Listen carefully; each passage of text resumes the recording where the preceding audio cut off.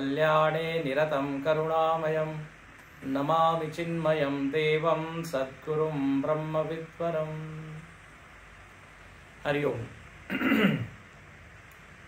आज हम सब लोगों के लिए बहुत ही पवित्र दिवस है, जब हम अपने परम पूज्य गुरुदेव स्वामी चिन्मयानंद जी महाराज की 105वीं जयंती मना रहे हैं। इस अवसर पर आप सब लोगों को बधाई, अभिनंदन, और हम पूज्य गुरुदेव के चरणों में प्रणिपात करते हैं, नमन करते हैं और उनके आशीर्वाद की कामना करते हैं। वह हमको आशीर्वाद दे कि हम भी अपने जीवन में ऊंचाई को प्राप्त करें, समाज का हित हमारे कार्यों से होवे, आत्मोद्धाराय जगत हिताय, स्वयं का भी उद्धार होवे और जगत का भी कल्याण होवे, ऐसा हमारा कुछ जीवन होवे, ये हम पूज्य गुरुदेव से मांगते हैं। अब यह अवसर है पूज्य गुरुदेव के चरित्र के बारे में चिंतन करने। देखिए, भागवत जी में कहा है कि भगवान के अनेक अवतार होते हैं। पूर्णावतार, अंशावतार, कलावतार, ज्ञानावतार, आवेश अवतार, और एक होता है नित्य अवतार। जो संत इस पृथ्वी पर अवतरित होते हैं समय समय पर, वो भगवान का नित्य अवतार है। ऐसा कोई समय नहीं जब भगवान संत के रूप में इस पृथ्वी पर विद्यमान न हो। हजारों सालों से हम देखते हैं, अलग अलग समय पर उत्तर भारत से लेकर दक्षिण भारत, पूर्व से लेकर पश्चिम तक अनेक संत समय समय पर भारत भूमि में आए हैं। और इन्हीं संतों की श्रृंखला में, कड़ी में, हमारे प्रिय परम पूज्य गुरुदेव स्वामी चिन्मयानंद जी महाराज। गुरुदेव के जीवन को देखें तो वास्तव में वो ब्रह्मज्ञानी थे। ब्रह्मविद ब्रह्मैव भवति, यह जो एक वाक्य है उपनिषदों में आप सब सुनते हैं कि जो ब्रह्म ज्ञानी होता है वह ब्रह्म ही हो जाता है, वो जीव नहीं रहता। सोई जाने जही देहु जनाई, जानत तुम ही होई जाई। गोस्वामी जी ने रामायण में भी ये लिखा। जो ब्रह्म को जानता है वो ब्रह्म ज्ञानी होता है, और वो ब्रह्म से फिर पृथक नहीं रहता।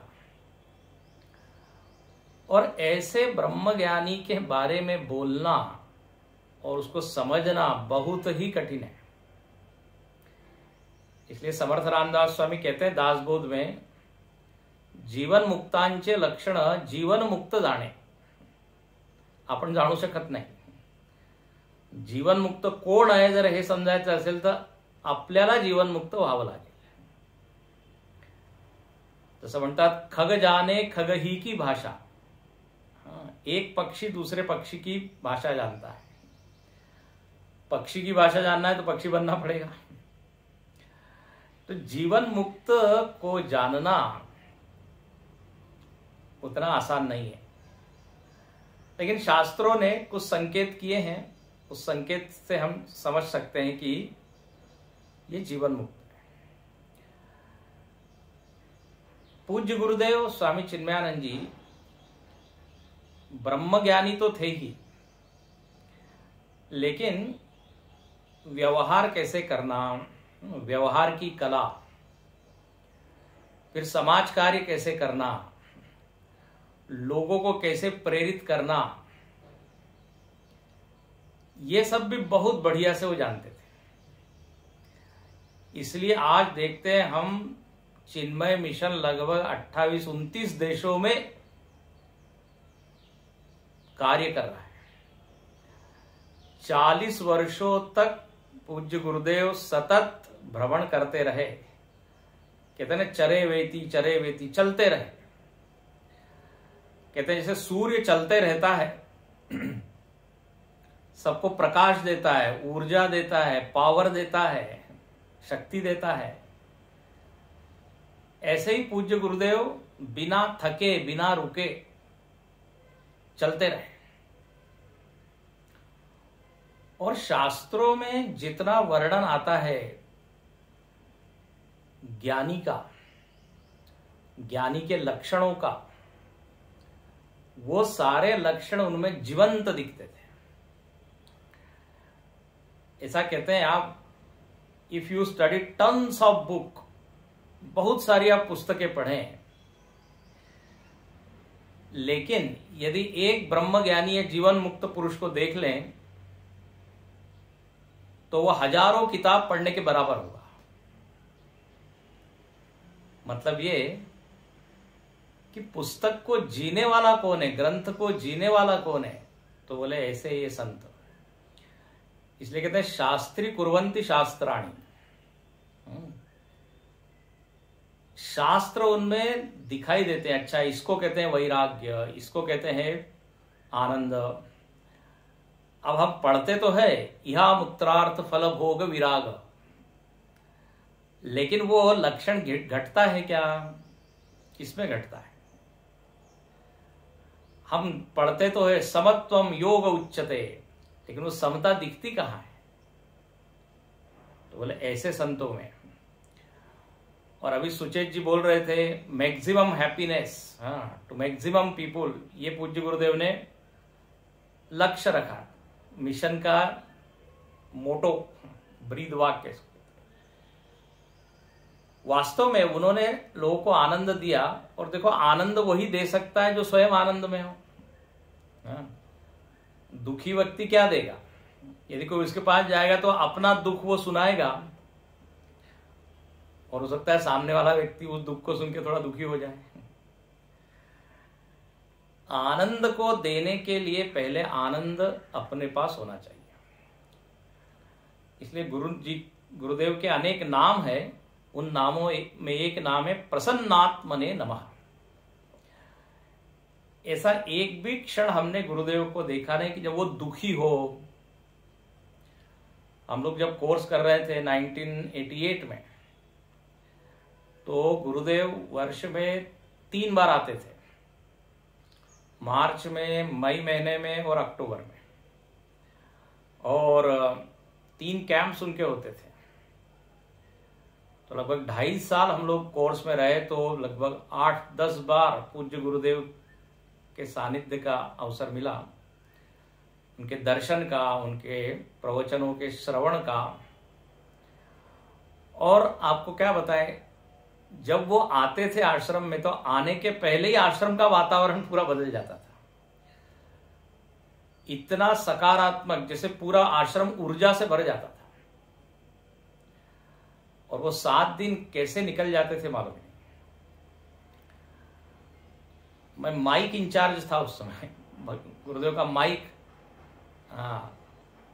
अरेंज करना पड़ता था। हालांकि हम लोग तो ब्रह्मचारी थे, हम लोग तो बड़े डरते थे, क्योंकि उसी समय कोर्स ज्वाइन किया हुआ था।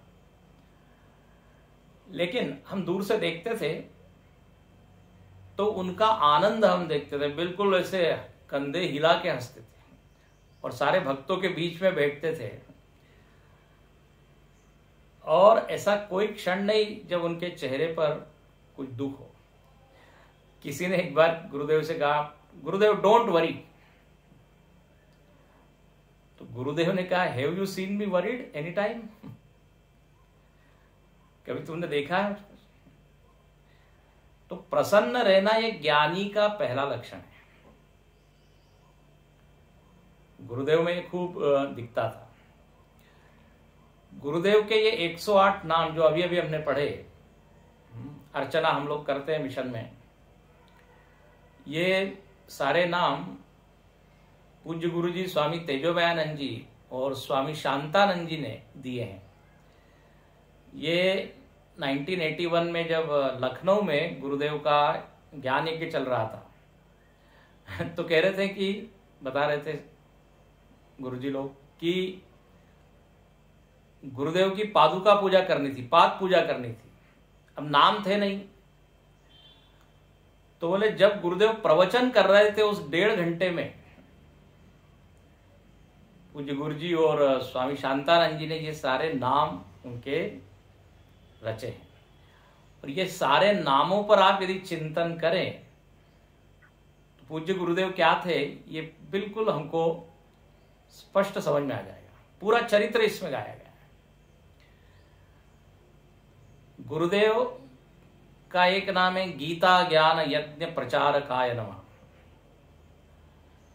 गुरुदेव को लोग गीताचार्य कहते हैं। एक संत हुए, उन्होंने कहा जब गुरुदेव के भाषण सुने गीता पर तो वो कहने लगे कि अरे हमको लगता है कि पूर्व जन्म में अर्जुन जो थे ना पूज्य गुरुदेव ही थे, क्योंकि एक एक शब्द की व्याख्या इतनी सटीक और इतनी प्रभावी ढंग से वो कर रहे हैं, तो लगता है उन्होंने भगवान नारायण के मुख से डायरेक्टली सुना है। हम लोग जो बोलते हैं ना पार्थाय प्रतिबोधिताम भगवता नारायणेन स्वयं, क्योंकि इतना स्पष्ट ज्ञान यदि उनको है तो निश्चित ही भगवान ही उनके भीतर बैठ के मानो की बोल रहे हैं। गुरुजी ने एक बहुत अच्छा एक तपोवन स्तुति लिखी है। उसमें वो लिखते हैं कि सन्यास जो है ना, सन्यास अपना आश्रय ढूंढ रहा था कि मैं कहां रहूं कहां रहूं। तो उसने देखा स्वामी तपोवन जी महाराज हिमालय में। तो तपोवन जी महाराज ने वो सन्यास ने आश्रय लिया। अभिप्राय क्या है? तपोवन जी महाराज सन्यास की मूर्ति, जीवंत मूर्ति। बोले ऐसे ही भगवत गीता ये ग्रंथ भी ढूंढ रहा था मैं कहां रहूं कहां रहूं। तो एक स्वामी जी ने कहा वो जो घर है, वो जो आश्रय स्थान है, वो है पूज्य गुरुदेव। और उसमें कोई अतिशयोक्ति नहीं है। लगभग 525 से ज्यादा ज्ञान यज्ञ गुरुदेव ने भगवत गीता पर की और 40 वर्षों तक सतत गीता के ऊपर भाषण देते रहे। लोग केवल गीता की पूजा करते थे। अच्छा, कई बार उत्तर भारत इत्यादि में हम देखते हैं किसी व्यक्ति का मरण हो जाता है तो लोग गीता पाठ करते हैं। ठीक है, करना चाहिए, लेकिन गुरुदेव ने कहा कि गीता तो उन लोगों के लिए है जो जीवित है। जीवन जीने की कला सिखाने वाला है ग्रंथ है। इसलिए उन्होंने भगवत गीता पर जो कमेंट्री लिखी है उसका नाम ही लिखा है मानव निर्माण कला, आर्ट ऑफ मैन मेकिंग। तो ठीक है, मरण के बाद आप जरूर सुनाइए, लेकिन मरने के पहले उसको जी लीजिए। भगवत गीता किंचित अधीता। इसलिए भगवान पूज्य गुरुदेव ने जगह जगह जाकर गीता का क्या किया? प्रचार किया। और इतना ही नहीं, गीता को जिया है उन्होंने।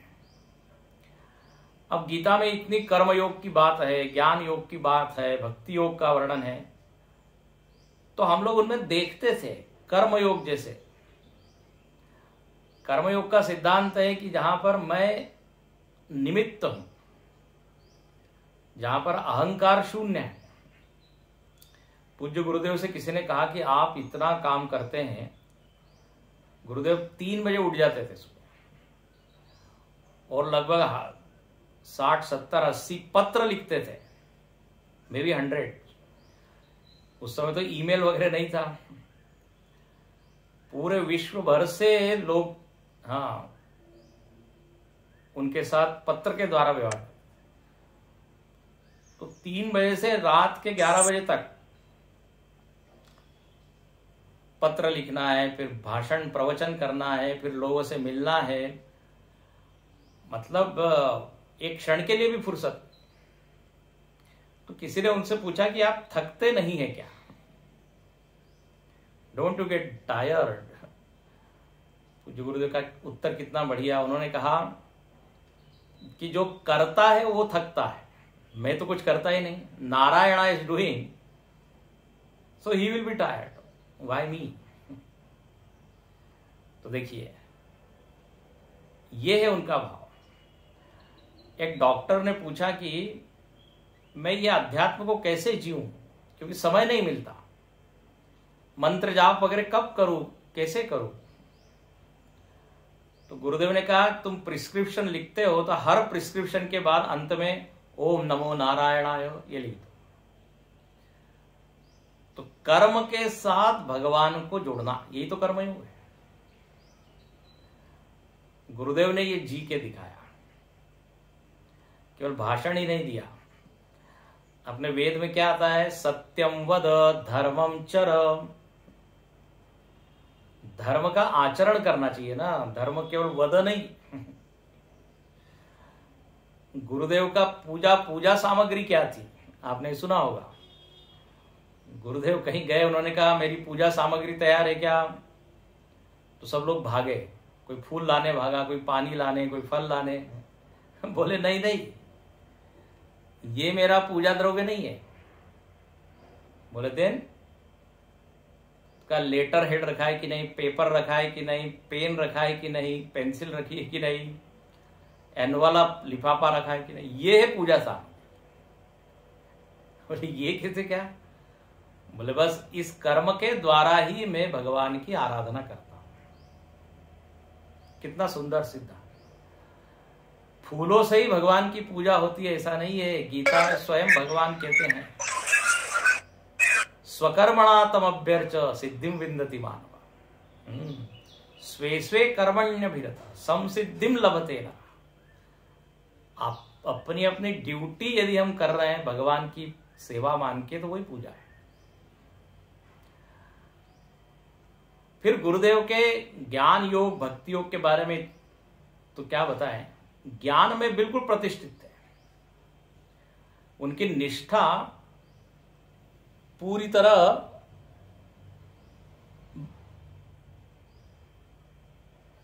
तरह ब्रह्म में थी और कभी उसको विस्मृत होने नहीं देते थे।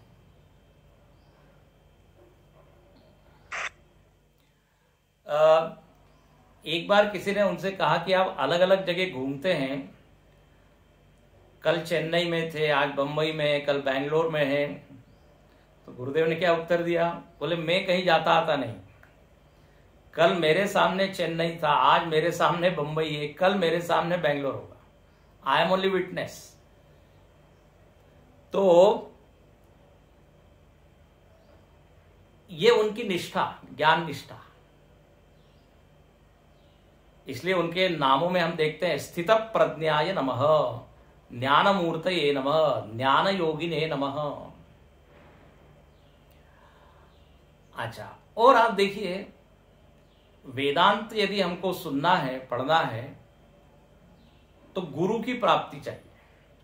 अच्छा, गुरु की प्राप्ति देखो उनको हुई कठिनाई से। तपोवन जी महाराज के पास गए और वहां पे तपोवन जी तो बड़े स्ट्रिक्ट थे, बड़े कठिन थे, कठोर। काफी उन्होंने परीक्षा ली और उस परीक्षा में वो सफल हुए और तब उनको वो ज्ञान पूरा मिला। तपोवन जी महाराज हिंदी में बोलते थे, गुरुदेव इंग्लिश में लिखते थे और कहा रिपीट नहीं किया जाएगा। बहुत सारी शर्तें थी उनकी और गुरुदेव उन सारे चीजों में खरे उतरे। गुरुदेव जब लखनऊ में थे तो वहां पे एक बैरिस्टर, गुरुदेव तो LLB किए, तो लॉ की पढ़ाई कर रहे थे और इंग्लिश की भी उन्होंने MA किया इंग्लिश में। तो वहां पर एक बहुत सक्सेसफुल व्यक्ति थे, उनसे पूछा कि आपकी सक्सेस का राज क्या है। उस समय तो गुरुदेव पूर्वाश्रम में थे। तो वो जो व्यक्ति थे उन्होंने कहा कि live like a hermit and work like a horse. This is the principle, if you apply this you will achieve success. एक तपस्वी के तरह रहिए और घोड़े की तरह काम कीजिए। और गुरुदेव ने देखो बिल्कुल वो गांठ बांध ली, और हम देखते रहे कि वो वैसा ही बिल्कुल फक्कड़ थे। भले ही गुरुदेव के ऐसे आसपास लगता था इतना तामझाम ये, लेकिन मूल में वो बिल्कुल एक सन्यासी फक्कड़ तपस्वी थे। वो किसी में आसक्त बिल्कुल नहीं थे। तो तपस्वी की तरह जिए, और काम तो क्या बताएं, सतत एक क्षण भी रुके नहीं। जब उनका हार्ट 20% काम कर रहा था, जब डॉक्टर लोग उनको मना कर दे तब भी वो बोलते थे। एंड धीरे धीरे नहीं, he used to speak like lion, जैसे रोरिंग ऑफ लायन। उनके प्रवचन में कोई सो नहीं सकता था। हम लोग के प्रवचन में लोग सोते, लेकिन उनकी आवाज और उनके उस शब्दों के पीछे जो साधना थी और जो फोर्स था, उस कारण से कुछ कुछ लोग केवल 2 मिनट सुना है, उन्होंने 5 मिनट सुना है, लेकिन उनको जीवन भर याद है गुरुदेव ने क्या कहा, क्योंकि उनकी वाणी में वो तेज और वो बल था साधना का। अच्छा, उन्होंने इस सारे साधना का उपयोग धर्म संस्थापना के लिए किया, इसलिए हम लोग पढ़ते हैं धर्म संस्थापकाय नमः। और आप देखिए दृढ़ निश्चयाय नमः, उन्होंने निश्चय किया कि हमको इस ज्ञान को सबको देना है। वो जब आए हैं, अकेले आए हैं, प्रचार कैसे करना, खुद का ही कोई है नहीं वर्कर। तो एक स्वामी ज्योतिर्मयानंद जी थे, उनके साइकिल के पीछे बैठ के खुद ही वेश बदल के गुरुदेव अनाउंस करते थे कि स्वामी चिन्मयानंद जी है, उनका भाषण है, उनको सुनने के लिए आइए। मतलब देखिए, इन सब बातों से ये मालूम पड़ता है उनका निश्चय कितना पक्का था, और अपना जो संकल्प था वो संकल्प में कितनी दृढ़ता थी, और तभी वो सफल हुए। इसलिए गुरुदेव का एक नाम है सत्य संकल्पाय नमः। गुरुदेव के पूरे यदि आप 108 नाम देखें तो उनके गुण से संबंधित है, उनके स्वभाव से संबंधित है, उनके स्वरूप से संबंधित है, उनके ज्ञान से संबंधित है, ये सारे नाम। तो एक से एक ये सारे नामों पर यदि हम चर्चा करें तो पूरा गुरुदेव का एक चित्र हमारे सम्मुख आएगा। और याद रखना, गुरुदेव ने केवल आश्रम और मठ और मंदिर ही नहीं बनाए, तो वास्तव में लोगों के हृदय पे राज्य किया है। इसलिए आज 105वीं जयंती हम मना रहे हैं, और पूरे विश्व के सब लोग इस उत्सव को मना रहे हैं। यदि हृदय पे राज्य नहीं किया होता तो लोग कभी के भूल जाते। और सबसे बड़ा कंट्रीब्यूशन, उन्होंने केवल स्वयं ही इस वेदांत को जिया नहीं या प्रचार नहीं किया, बल्कि एक पूरी फौज खड़ी कर दी। लगभग आज 300 स्वामी जी, आचार्य, स्वामिनी, ब्रह्मचारी, ब्रह्मचारी सब लोग। नहीं तो होता यह है प्राय कि एक व्यक्ति के कारण संस्था रहती है, व्यक्ति जाने के बाद वो संस्था भी खत्म हो जाती है। लेकिन बताइए, वेदांत कोर्स चल रहा है, आज ही सिद्धवाड़ी में 13वीं बैच जो है उसका इनॉग्रेशन। तो ये गुरुदेव का बहुत बड़ा कंट्रीब्यूशन है। ये पूरे अपने भारत के लोगों को और विश्व के लोगों के लिए बहुत बड़ी भेंट है। गुरुदेव का यदि विराट रूप देखे आप तो उनके जो हाथ पांव है वो सारे वर्कर्स हैं, सारे भक्त हैं, और उनका जो ज्ञान है वो सारे ब्रह्मचारी स्वामी जी लोगों के भीतर है। वो उनका मस्तक है मानो की, उसके द्वारा पूरे उस ज्ञान को आज भी उसका प्रचार प्रसार हो रहा है और लोगों को लाभ हो रहा है। अब ज्यादा मैं नहीं कहता, 1-2 बात कह के पूर्ण करता हूं। गुरुदेव विनोद प्रिय भी बहुत थे, विनोद प्रिय, हर बात में विनोद। क्योंकि मैंने पहले ही शुरुआत की थी, प्रसन्नात्मने नमः। ज्ञानी का लक्षण है प्रसन्न रहना। कहीं उनको एक बार किसी कार्यक्रम के लिए बुलाया गया तो गुरुदेव ने टाइम थोड़ा बदला। उन्होंने कहा ये टाइम में आ सकता हूं, ये टाइम नहीं आ सकता। तो किसी ने कहा वो तो राहु काल है, वो दैट इज नॉट गुड मुहूर्त। तो गुरुदेव ने कहा, गुरुदेव बड़े मजाक से, I have told Rahu to wait, वो वेट करेगा, डोंट वरी। ऐसे उनके बहुत सारे किस्से हैं, क्या क्या बताएं। अच्छा, एक बात और बताएं, प्रकृति के साथ उनका ऐसी कुछ समझ लीजिए मित्रता थी कहिए, हमने स्वयं देखा है, और उनके अनेक किस्से हैं, अनेक चमत्कार जैसे मानो की। हालांकि मिराकल्स वगैरह में ज्यादा वो प्रदर्शन नहीं करते थे, बट लोगों ने देखा है। जब सिद्धवाड़ी आश्रम में, आश्रम का उद्घाटन होने वाला था, 3 दिन का उत्सव था, उत्सव होने वाला मतलब इनॉग्रेशन होने वाला था, उसके एक दिन पहले जो बारिश शुरू हुई, बादल वहां आ गए। गुरुदेव ने उन बादलों की ओर देखा and he said, I have not invited you, ऐसा बोला। और आप मानेंगे नहीं, 3 दिन तक कोई बारिश नहीं। और जब सारा कार्यक्रम हो गया, सब पंडाल जो है वो डिसमेंटल कर रहे थे, उसके बाद जो बारिश हुई, हम लोगों ने देखा है। जब सिद्धवाड़ी में हम विष्णु सहस्त्रनाम कर रहे थे, सब लोग, कैंप चल रहा था, हवा चलने लगी खूब। अब सब लोग अर्चना कर रहे हैं, केशवाय नमः, माधवाय नमः, हवा चलने लगी, दिए लोगों के बुझने लगे। तो गुरुदेव ऐसे ध्यान में बैठे, थोड़ी देर बाद वो हवा बिल्कुल शांत हो गई। अर्चना के बाद गुरुदेव ने कहा, जाओ तब हनुमान जी महाराज के सामने हनुमान चालीसा पढ़ो। मैंने उनसे प्रार्थना की थी, कुछ देर रुक जाइए, और उन्होंने प्रार्थना स्वीकार की। तो अब हमको कृतज्ञता व्यक्त करनी चाहिए।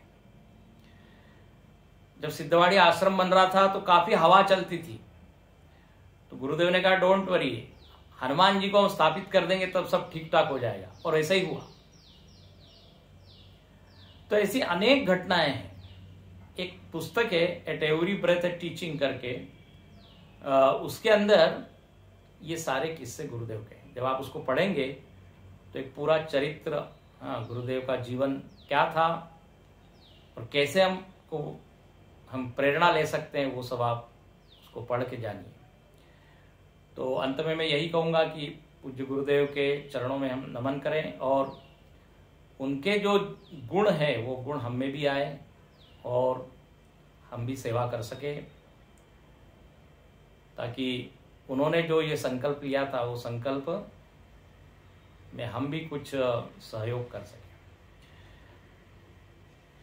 हरिओम। इतना कह के मैं पूर्ण करता हूँ।